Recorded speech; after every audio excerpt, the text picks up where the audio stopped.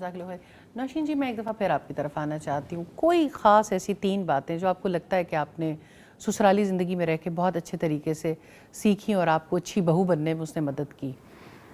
फ़ायज़ा जी, सबसे पहले तो जो टॉपिक चल रहा है मैं उसके ऊपर थोड़ी-सी बातचीत करना जी, जी, चाहूँगी, फिर आपके प्लीज़। सवाल का जवाब है कि ससुराल वालों की खिदमत के हवाले से बात हो रही थी।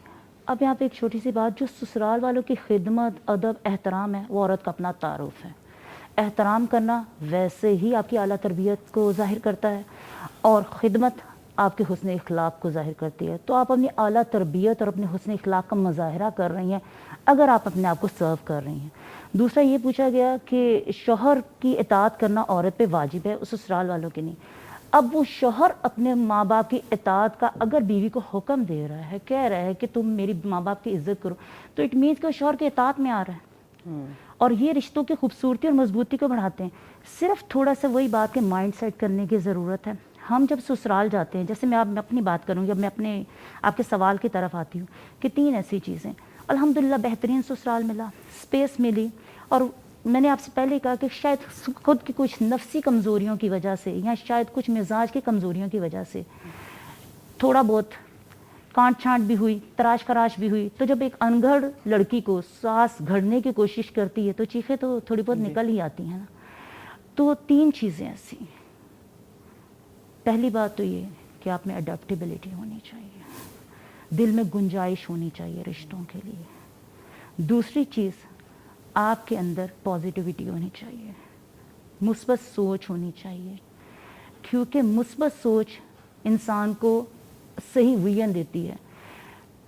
मनफी सोच, नेगेटिविटी, वो ऐसी गलत ऐनक है जिसके साथ जिस रिश्ते को भी देखेंगे वो आपको धुंधला नज़र आएगा, वो आपको टेढ़ा नज़र आएगा, वो आपको क्लियर नज़र नहीं आएगा।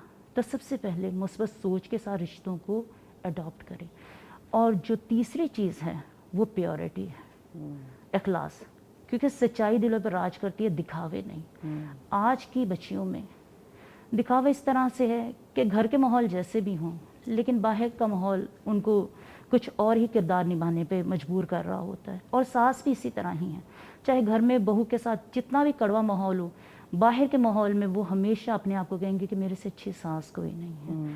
तो इसीलिए प्योरिटी बहुत ज़रूरी है। और इन तीनों चीज़ों में जो मंबा और मरकज़ है, जो इन तीनों चीज़ों को कंबाइन करता है, जो आपकी ज़ात को पॉलिश करता है, वो है अकाउंटेबिलिटी, जवाबदेही का एहसास।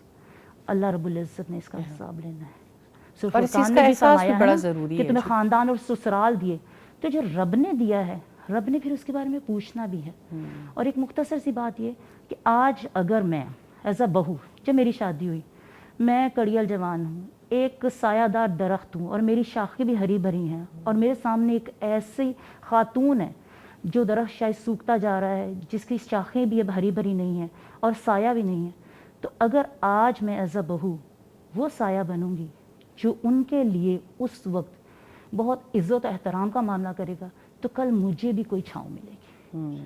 अदरवाइज़ फिर यही होगा कि मैं एक सूखी और बेसायादार शाख होंगी, एक टहनी होंगी, और आने वाले वक्त को और गुजरे वक्त को सिर्फ कोसती रहूँगी।